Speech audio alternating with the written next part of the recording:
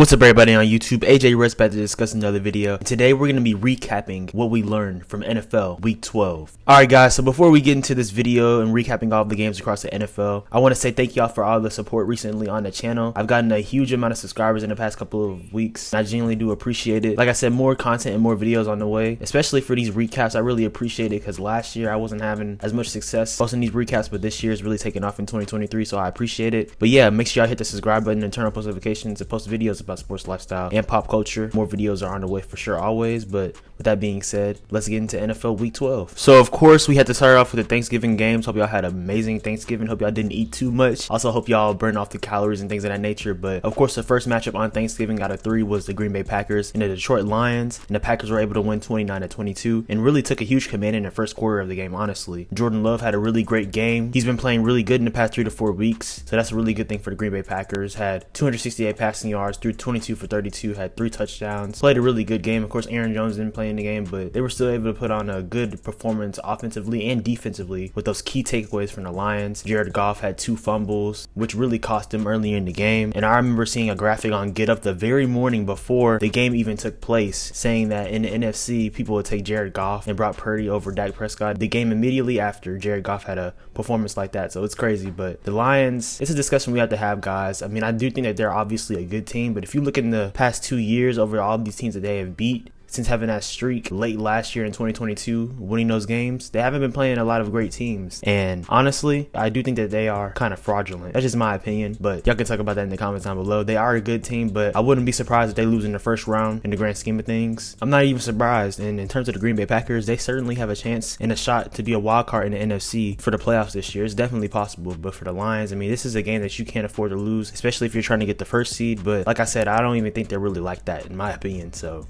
this second game took place with an NFC contender in the matchup between the Dallas Cowboys and the Washington Commanders, and it was easily a lopsided matchup as the Cowboys won 45-10. Really dominated on all facets of the game. Dak Prescott, of course, played great offensively for sure. I would think is an NFL MVP candidate right now. Threw 22 for 32, had 331 passing yards and 4 touchdowns. Just was really playing good offensively. He's been able to get out of the pocket and be able to scramble more this season. We've seen him utilize his legs more, so that's really good for Dak. I feel like when he used some of his athleticism, that's when he's at his best. So that's a good thing for Dallas for sure. And defensively, we know how suffocating the Cowboys defense is. Of course, Deron Bland had his 5th pick 6 of the season. For sure, I think just automatically by default in that aspect, he's a candidate for Defensive Player of the Year. Of course, we're going to mention people like Myles Garrett being the favorite for that award, but what Deron Bland is doing, it's insane. We've never seen anything like it in a season for sure. People keep trying him, and of course, because you got Stephon Gilmore on the other side opposite to him, so it's really tough for opposing quarterbacks to face that Dallas Cowboys secondary, and of course their front, of course having Micah Parsons, DeMarcus Lawrence, Hankins, Odigizua, just a lot of different pieces for Dallas's defense that for sure makes them a championship level defense. But no one's surprised, and they have a stretch going into the next 5 to 6 weeks where we're going to really be able to determine how great of a contender the Cowboys are, because they have beat up on bad teams, but they've done what they're supposed to do, and you can only play against your schedule. But they have the Seahawks in week 13, and then they're of course going to play against teams like the Eagles, the Bills, the Dolphins, the Lions. So that'll be a good stretch, and we'll learn a lot about the Cowboys in the next coming weeks. But this was for sure a dominant win. And for the Commanders, they ended up firing their defensive coordinator. I mean, I think it's imminent at the end of the season and inevitable that they're going to fire Ron Rivera, unfortunately. Just a lot of changes going to happen in Washington, but for sure a game that was expected for the Dallas Cowboys to dominate for sure. The last game on Thanksgiving was a matchup between the 49ers and the Seahawks.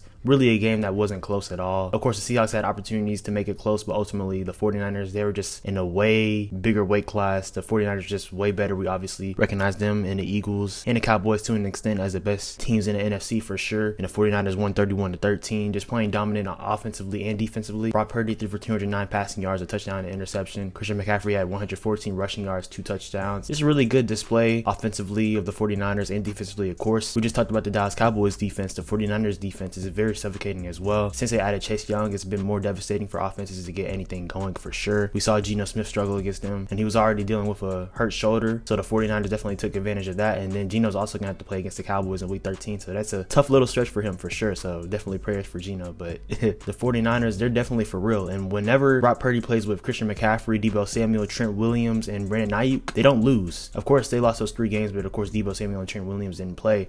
But when they all play and they're all healthy, they just have not lost the game, and that's just a proven fact. So we're going to see how things are in the postseason for sure for the 49ers. I know they play the Eagles in week 13, I believe. That's going to be a really good game. I know the 49ers are pissed about how things ended in the championship game last year, of course, with Brock Purdy getting hurt, and then the other quarterback getting hurt too, having Christian McCaffrey having to play quarterback, which didn't do anything because, of course, they're just running the ball. But that's going to be a really good game too. But the 49ers, they're definitely for real. Next game we have is a first Black Friday game that ever took place in NFL history. A matchup between the Miami Dolphins and the New York Jets, and it was just really pure domination. The Dolphins won 34-13. No one's really surprised by that. One alarming thing for sure though is Tua's 3 turnovers for sure, having 2 interceptions and a fumble. So he's got to get that cleaned up for sure. As we talked about the Dallas Cowboys not having the toughest schedule so far, the Dolphins are the same thing. They beat up on a lot of bad teams, so they're gonna need to be able to get things right. But overall, it was an expected outcome. Of course, Zach Wilson being the 3rd string now, Tim Boyle was at quarterback, and I'm pretty sure everyone expected this to happen. He had threw 2 interceptions, threw a pick 6, a 99-yard pick 6, which is definitely devastating. But the Jets, man, just punt this season. It's over, honestly. And all the talk behind Aaron Rodgers trying to come back in December, that was never really a good plan in my eyes, or realistic in my opinion, because 3 months after an Achilles injury at 39, about to be 40 years old, that's just so risky, such a slippery slope. Because say if he were to come back and injured again, that's his career, honestly. Hate to say it like that, but that's for real. And they're gonna start losing now anyways. I mean, they're not gonna be able to make the playoffs in my opinion, because the AFC is so stacked. I mean, it is what it is, and they're 4-7 now. So that's what things look like in New York. For the Dolphins, it's a good win for them, of course. I know y'all are probably watching Hard Knocks, the in-season Hard Knocks, so seeing more on them for sure. Let me know in the comments down below if you think that Tyreek Hill is gonna be able to break Calvin Johnson's record and get 2,000 receiving yards. That would definitely be remarkable, but he has a lot to make up for sure for. But the Dolphins, I mean, they're for sure gonna be one of the contenders in the AFC, but we'll see how real they are as the playoffs come near. Finally, we are on to the games that took place on Sunday. Matchup between the Tampa Bay Buccaneers and the Indianapolis Colts. And really, this game you could argue could have went either way, but the Colts said otherwise, as they did win the game 27-20. The Colts now have a 6-5 record, and the Buccaneers are now 4-7. I'm not really too surprised that the Colts won this game, honestly, because they are still very competitive. And Jonathan Taylor coming back earlier in the year and getting his rhythm back in his groove. He had 2 touchdowns and 91 yards. Not the most rushing yards, but still getting into his rhythm, so that's good for the Colts. Baker Mayfield for the Bucs. I mean, he had 199 pass yards and 2 touchdowns and interceptions. You would think it was a solid performance. Of course, he's a steady quarterback. He's proven that this year for sure. Definitely a starting level quarterback, but I don't know, the Buccaneers, they just need more, honestly. Rashad White did rush for 100 yards on 15 carries, so that was good. Mike Evans had 2 touchdowns, but ultimately the Buccaneers, man, I don't know what's going to happen with them. Of course, Mike Evans, he's going to be a free agent going into next year, and they could have extended him prior to the season. I think that he's going to potentially leave, honestly. And of course, we had conversations about the Chiefs in past weeks needing receiver help. I would think that Mike Evans going to Kansas City, that would be a really good fit for him and a need for the Chiefs ultimately, as we can tell and that we have seen for sure. But for the Bucs, man, I don't know. Tom Brady is not there no more. For the Colts, this is a really good win, of course, with your rookie Anthony Richardson being out for the season. Gardner Minshew being able to play competent football as one of the better backups in the league, so that's a good win for Indianapolis for sure. If you are fans of the New York Giants or the New England Patriots, I'm sorry, but we're not going to talk a lot about this game. This is an awful game to watch, awful game to even talk about, awful situations both ways. You thought you would never say that about the Patriots, of course. In my 21 years of life, they've always been great, but in the past couple of years, of course, they've been mediocre to average, and this year just absolutely awful. So we're not going to talk about them that often. The Giants won this game because the Patriots missed a field goal. So yeah, Mac Jones, 2 interceptions, 89 passing yards, and of course Bailey Zappi played 2, threw an interception as well. I mean, just a disgusting game, man. Thank God this wasn't one of the games that was on Sunday Night Football or Monday Night Football, because it just would have been disgusting. Would have been putting up record low numbers on national TV. But to analyze the game honestly, the Patriots, are they going to move on from Bill Belichick? I mean, it's a huge discussion that's been being had for the past few weeks. It's crazy to say it like that, but that's just what it is. And in terms of New York, I feel like they are 4-8, so they're probably going to have a pretty good draft pick. We'll see who they end up drafting. Of course, Tommy DeVito is not the answer, and Daniel Jones, obviously, they feel like isn't the answer either, despite giving him that contract. But it's a good win for them for sure, I would say. They won against the Commanders in week 11 too, so those are 2 good wins for them. But at the end of the day, we still recognize that they are definitely a talent depleted team, and same for the Patriots. I mean, these are just bad teams. So let's just get to the next game, man. This is a game that was honestly interesting. Of course, if you're a Steelers fan, I'm sure that you're happy that that Matt Canada was fired as offensive coordinator prior to this game against the Bengals. And the Pittsburgh Steelers did win the game 16-10 against the Bengals. Kenny Pickett had a pretty good game. I mean, he threw for 278 passing yards, completed 24 out of his 33 passing attempts. Played a really good game. Najee Harris rushed for 99 rushing yards and a touchdown on 15 carries. Pat Freiermuth had one of his best games, actually easily his best game of the season, because under Matt Canada, he didn't utilize the offense at all, having stagnant play calling. But Freiermuth had 9 receptions on 120 receiving yards, so that's really good for them. Of course, you want to always have your tight end involved, and of course, Freiermuth, he's one of the better tight ends in the league, but you would never know that under Matt Canada because his offensive play calling was so limited. But that's good for the Steelers. They're at 7-4. Finally reached over 400 yards of offense. Never did that under Matt Canada, which is insane to think about because he was the coordinator in Pittsburgh for 3 years, so that's crazy. But it's a good win for them. And for the Bengals, I mean, we're not surprised. They're probably going to start to drop a lot of games with Joe Burrow being out for the season now. Jake Browning, I mean, he didn't have a bad game. Of course, he played solid in that game against the Ravens, and in this game, he completed 19 out of his 26 passing attempts for 227 passing yards, a touchdown and an interception, so not too bad. But at the end of the day, we recognize that the Bengals are probably going to miss the playoffs in this stacked AFC. Unfortunate to say, but for the Steelers, it's a good win for them. And honestly, they could end up with around 11 or 12 wins, and I would not be surprised for the Steelers. So that's good for them for sure. Here's another trash game, honestly. No offense to these guys and these teams, obviously. When I say that, of course, they're professionals in the NFL, so I don't mean that personally, but the Carolina Panthers, they're a dumpster fire organization right now. They did fire Frank Reich after this game too, so there's a lot of conversation there who would want to be the coach in 2024 for the Panthers, but they lost the game as the Titans won 17-10. The Panthers now have a whopping 1-10 record on the season. Now the Titans are 4-7. So a game clearly that the Titans easily should have won, which they did. And I think that when you play against the Panthers, for anyone in the NFL, that's a good right game. We saw that for the Dallas Cowboys. I mean, they have already been playing good, but for the Titans, that's a good right game. Whoever the Panthers play in week 13, 14, 15, 16, 17, and 18, I don't know if they've had a bye week already. Who knows? Those are all good right games for the opposing teams for sure. And the thing that sucks for the Panthers is that they don't have their first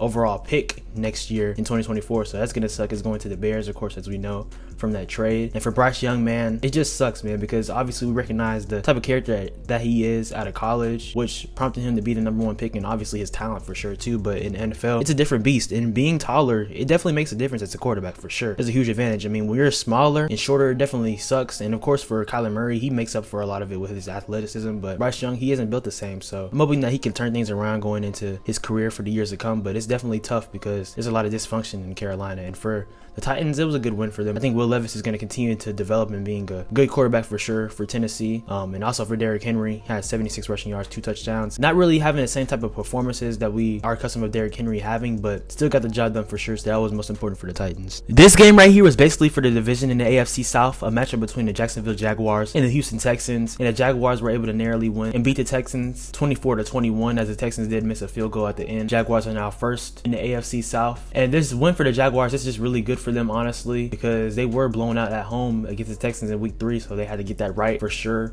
And Trevor Lawrence, he had a really good game, had 364 passing yards, 1 touchdown, 1 interception. Calvin Ridley had a touchdown as well. It was just a really good game for the Jaguars, I would say, trying to make sure that they could secure the division. And obviously, they did tie the season series with the Texans, but this game will go a long way, and they are 2 games above the Texans too, so the Texans, they'll for sure be trying to fight for a wild card spot over the division, because the Jaguars, as long as they continue to play good football, they'll probably win the AFC South. But CJ Stroud, he had a good game. I mean, of course, there were times that he took sacks that he shouldn't have, but he still completed 26 out of his 36 passing attempts for 304 passing yards and 2 touchdowns. I mean, definitely easily, unanimously should be the offensive rookie of the year. Been one of the best quarterbacks this season for sure as a rookie, which is super impressive for sure. He also had 47 rushing yards and a rushing touchdown too, so that's really good. Nico Collins, he was able to connect with him for a touchdown as well. Of course, CJ Stroud and Tank Dell also have a great rapport, so I mean, that's really good for the Texans. No one expected them to be relevant this year, so they're playing really good football despite the loss. But for both teams, I mean, this is a really good game, one I was looking forward to watching, and it definitely measured up to the type of game that we expected. Here's another divisional matchup in the NFC South between the Atlanta Falcons and the New Orleans Saints, and the Falcons won 24-15. The Falcons are now #1 in the NFC South with a 5-6 record. This is easily the worst division in the NFC for sure, not even close, but someone had to win the game, and the Falcons did that. Desmond Ridder did not have a good performance, but it really didn't matter. He threw 2 interceptions and only completed 13 out his 21 passing attempts for 168 passing yards, but the Falcons still won in spite of him. Bijan Robinson had 91 rushing yards and a touchdown. Really not necessarily a numbers type of thing to look at it for. Derek Carr also threw an interception that was costly. So just a lot of things. Both defenses really played well, especially for the Falcons, were able to edge the Saints out. So these teams, I mean, they're just both super limited. Of course, whoever wins the NFC South, in my opinion, despite who they play in the first round, that NFC South winner will be eliminated because they're just not that good of a division, honestly. This game between the Rams and the Cardinals wasn't close at all. The Rams won the game 37-14. Matthew Stafford had a really good game, had 229 passing yards for 4 touchdowns and 1 interception. Kyron Williams returning the game had 16 carries for 143 rushing yards, and also he had 61 receiving yards for 2 touchdowns. So Kyron Williams, he had a really good game. And the Rams, they put on a great performance offensively and defensively. Kyler Murray, he did have 256 passing yards, but had to throw 45 passing attempts, had 1 touchdown. They really didn't play good at all in terms of overall, especially on the ground. James Conner only had 27 rushing yards. No one's really surprised too much by this outcome, I would say, because the Rams, they played a really good game. And Matthew Stafford, I mean, even though he is getting older, I believe 35 years old, he still is one of the top 10 to 12 quarterbacks in the league. I mean, he won a Super Bowl 2 years ago for a reason. This is easily the hottest team in the league right now, the Denver Broncos. They won their 5th game in a row against the Cleveland Browns, winning 29-12. The Broncos are now 6-5 after starting the season 1-5. This is a really impressive turnaround. Shout out to Sean Payton, shout out to Russell Wilson. Give Russell Wilson his props because everyone was crapping on him last season and earlier this year. They need to also recognize him as playing really good football. He has the best touchdown to interception ratio in the league, throwing for 20 touchdowns and 4 interceptions this year so far. So that's really good for Russell Wilson. And for the Browns, they are now 7-4. Still a really good team, but Myles Garrett suffered an injury in the game, so hoping he's okay for sure because that defense is not the same without Myles Garrett. But yeah, it was a really good game for the Broncos. Of course, Dorian Thompson-Robinson on the Browns, then he ended up leaving the game with a concussion and PJ Walker had to play. So that ultimately led the Browns to being more limited and losing the game. And that Broncos defense has just played sensational in his winning streak during the stretch. So they're just playing really good football. And the Broncos, I mean, they're for sure in prime position to make the playoffs as a wild card in the AFC. This game between the Chiefs and the Raiders was alarming at first because the Raiders were up 14-0 against the Chiefs, but the Chiefs were able to end up taking advantage of the game and winning 31-17. The Chiefs are now 8-3. Raiders are now 5-7, and that's a really good win for the Chiefs after the way that they lost against the Eagles in Week 11 for sure.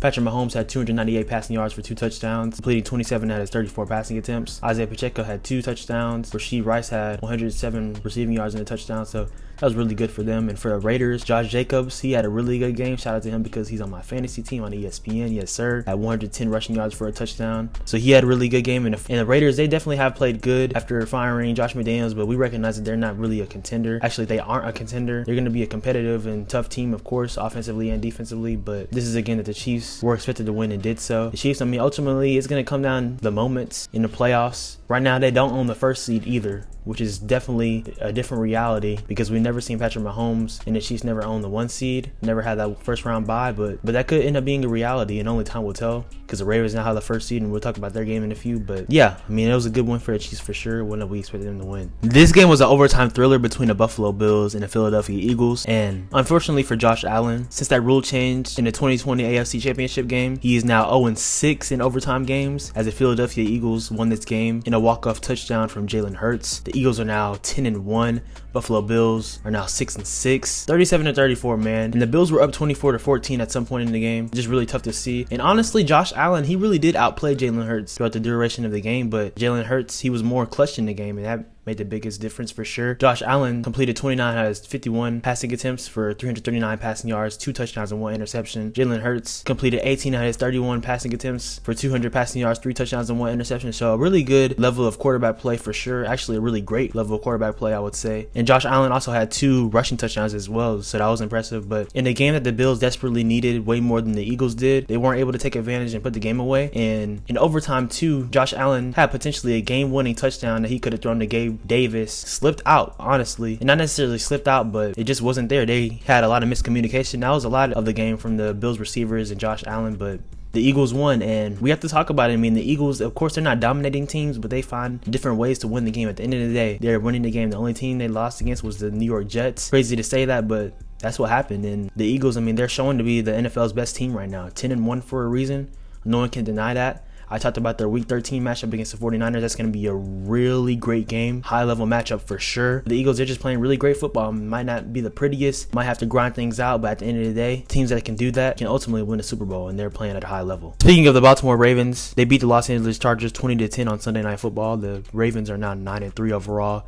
And now the Chargers are 4-7. And just like I was talking about the Buffalo Bills earlier, and even the Jets to an extent, the Chargers, they're probably cooked in terms of a playoff spot in the AFC, man. It's just too tough. 7 losses already going into week 13. I mean, you're pretty fried right now, if we're being real. And the Ravens, they have the first seed right now. Of course, it sucks that Mark Andrews is likely out for the rest of the year. If they have a deep playoff run, then maybe he would be able to return in the AFC Championship game or the Super Bowl. So we'll see about that. But the Ravens, I mean, they're playing really good football overall. Lamar Jackson didn't have the most passing yards in this game, had 177 passing yards in a touchdown. But I mean, we know that. And he only had 39 rushing yards, but it really didn't matter because the Ravens defense, they're one of the best defenses in the league. So they're able to, whenever they're not as explosive as we expect them to be, but played a really good game for sure. Rookie Zay Flowers had a touchdown, rushing and receiving. So that's really good for Baltimore. And like I said, they own the #1 seed in the AFC right now. The last game that we had for NFL Week 12 in a Monday Night Football matchup between the Chicago Bears and the Minnesota Vikings, and actually a 4 field goal team in the Chicago Bears won the game. Not even scoring the touchdown, they beat the Vikings. And of course, this was contributed to 6 total turnovers in the game, 2 from Chicago and 4 from Minnesota, as Josh Dobbs threw 4 interceptions. A couple of those were some bad breaks, so you can't put them all on him. He was getting rushed the entire game, had to run for his life literally. And the Chicago Bears, they showed an impressive pass rush, so shout out to them. Of course, they have Montez Sweat, who they just extended and traded for from the Washington Commanders.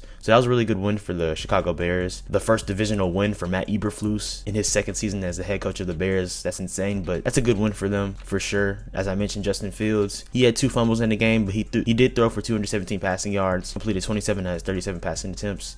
He has been playing better. He was playing really good before that thumb injury, and even in that game against the Lions, which they lost. It's a good win for the Bears. For the Vikings, it's a loss that you're going to look back and be like, dang, if you missed the playoffs for sure. They have a bye week, and they're looking to get Justin Jefferson back, hopefully, for week 14. So that'll be a good thing for a lot of fantasy owners of Justin Jefferson for sure, and also just for the game in general, because we know that when healthy, he is arguably the top and best receiver in the NFL for sure. So just a tough and devastating loss for the Vikings, but they still have a chance and an opportunity to be a wild card in the NFC. All right, guys, so there's a lot of things that we learned from this week in the NFL, and it was a really good week, I would say. We're getting into the stretch run of the season, man. It's insane. After this week, we only have 5 more weeks until the end of the regular season. It's insane, but it's a good time for sure. A lot of good football, a lot of good opportunities for teams to show that they are real for sure. And of course, you see the thumbnail as well with Jalen Hurts after that stellar second half against the Buffalo Bills. If he is the leading MVP candidate, and I think that he is right now, it's a toss-up between him, Dak Prescott, of course, Tyreek Hill being up there. No one has still been a clear-cut MVP leading candidate, but Jalen Hurts did have a MVP signature performance. So that's one thing that we for sure learned, that the Eagles are the best team in the league, and it might not be pretty, but they're going to continue to win, and they're going to keep playing well. And that week 14 matchup against the Dallas Cowboys is going to mean a lot for both teams in terms of seeding in the NFC and just really pride and divisional pride, because you know the Eagles and Cowboys, they're one of the most storied rivalries in the NFL. So that's going to be a really good game. And for the AFC, it's wide open. Of course, the Ravens have the first seed right now, but that spot changes like the subject for sure, because the Jacksonville Jaguars had the first seed before the Ravens beat the Chargers on Sunday Night Football. So just really looking forward to how things are going to shape up in the NFL going into the playoffs and for the rest of the season. Let me know what y'all think in the comments down below. Some of your takeaways and things of that nature and what you learned. I appreciate you guys watching always and all the support. Make sure to like, comment, subscribe, and turn on post notifications. Follow me on Instagram at SwaggyRuss, and also on TikTok at SwaggyRuss02 for cooking videos, shorts, content, and things of that nature. More videos are on the way, guys. I appreciate your love, support always.